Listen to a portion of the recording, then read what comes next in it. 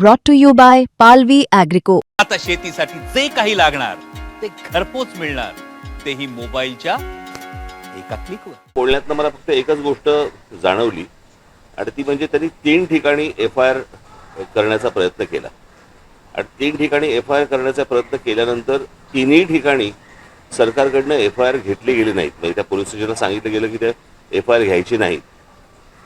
मला इथेच जास्ती मला संशयाची सुई ज्याला आपण म्हणतो की बाबा इथे सरकारला असं का वाटतंय किंवा पोलीस स्टेशनला का घेऊ देत नाहीत. म्हणजे ज्यावेळेला ते मरीन ड्राईव्हवरती गेले, त्या पोलीस स्टेशनला गेल्यानंतर तिथले जे कोणी अधिकारी होते ते त्यांचा FIR लिहून घेत होते, टाईप करत होते आणि टाईप करत असताना इतक्यात DCP आले तिथले आणि त्यांनी सांगितलं की नाही FIR लिहून नाही घ्यायचा म्हणून. तर हे कशासाठी आहे मला असं वाटतं याची उत्तरं जर समजा काही नसेल त्या तो निव्वळ अपघात असेल, जर तो घातपात नसेल, पण जर समजा त्यांच्या घरच्यांनाच कोणाला तरी जर समजा त्याबद्दल जर समजा काही संशय असेल किंवा चौकशी नीट व्हावी यासाठीचा तो समजा FIR त्यांनी जर त्यांना करायचा असेल तर त्याला अडथळे सरकारकडनं का आणले जात आहेत. आज सुनेत्रा वहिनी तिकडे बसलेले आहेत, उपमुख्यमंत्री म्हणून बसलेले आहेत. मला असं वाटतं त्यांनी पण या गोष्टींचा विचार केला पाहिजे, कारण त्यांचेच ते पती होते आणि त्यांच्याच पतीच्या अपघाताबद्दलचा हा FIR आहे आणि सरकारकडनं असा दबाव येतो की तुम्ही FIR घेऊ नका. मला यात काही राजकारण मला काही माहिती नाही की नक्की काय चालू आहे ते, पण FIR करताना ज्या वेळेला अडथळे आणले जातात, म्हणजे ज्या राज्यामध्ये सांगितलं गेलं की तुम्ही कोणीही FIR नोंदवू शकता आणि नोंदवू शकता म्हटल्यानंतर जर समजा FIR नोंदवायला गेलेल्या माणसाला जर तुम्ही अडथळे आणत असाल तर काही काळबेरं आहे का याच्या मागे, असा संशय निर्माण होतोच ना. आणि मला असं वाटतं हे सरकारच संशय निर्माण करते. जर समजा त्यांना काही त्यांचं म्हणणं मांडायचं असेल, त्यांना जर FIR नोंदवायचं असेल आणि चौकशी त्या पद्धतीने व्हावी अशी जर त्यांची अपेक्षा असेल तर यात गैर काय. आणि म्हणून मला असं वाटतं की ह्या गोष्टीकडे जास्ती गांभीर्याने पाहिलं पाहिजे आणि मला असं वाटतं सरकारने या गोष्टींची उत्तरं त्यांना दिली पाहिजे. CBI आणि CIDची चौकशी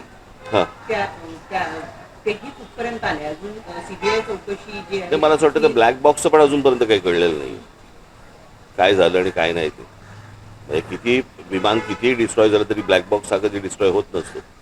त्याचंही काय झालं अजूनपर्यंत समजत नाही आहे आणि नक्की म्हणजे सरकार मला असं वाटतं की हे संशयाची भूतं नाचवते या सगळ्या गोष्टींच्या मागे. आता ह्याचं काय त्यांना त्याच्यातलं काय राजकारण आहे मला काही माहिती नाही.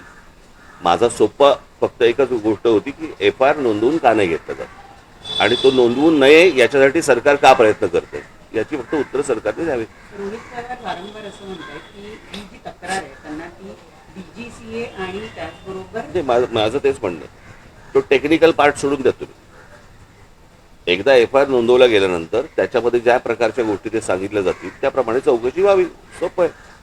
अहवाल सुद्धा प्रतीक्षेत आहे, कारण 1 महिन्याच्या आत आम्ही अहवाल देऊ असं सांगितलं गेलं होतं अपघातानंतर.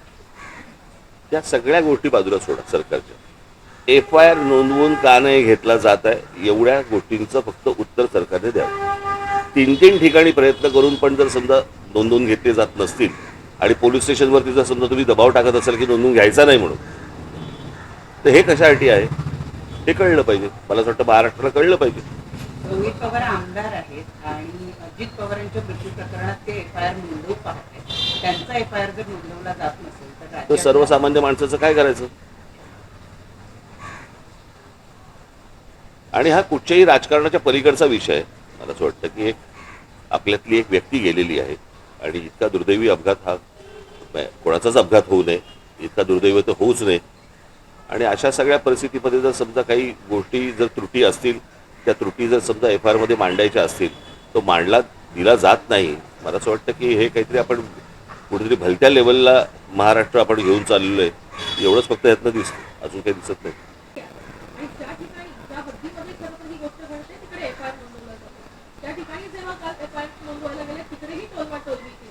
मी तेच बोलतोय ना, मला असं वाटतं 3 ठिकाणी त्यांनी केलं प्रयत्न, 3 ठिकाणी प्रयत्न केला आणि 3ही ठिकाणी जर समजा नकार दिला जात असेल तर मला असं वाटतं की त्या काय शासकीय ती जी काही यंत्रणा आहे त्या यंत्रणेवरती दबाव आहे. आणि त्यातल्या सगळ्यात महत्त्वाचं म्हणजे या गोष्टींबद्दल सुनेत्रा वहिनी बोलल्या पाहिजे.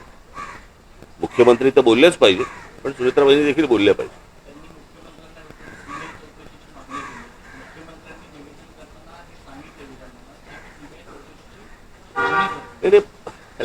सीबीआय चौकशा वगैरे त्या सगळ्या होत राहतील. एक FIR आहे ना फक्त, त्या FIR ला सरकार का घाबरतं?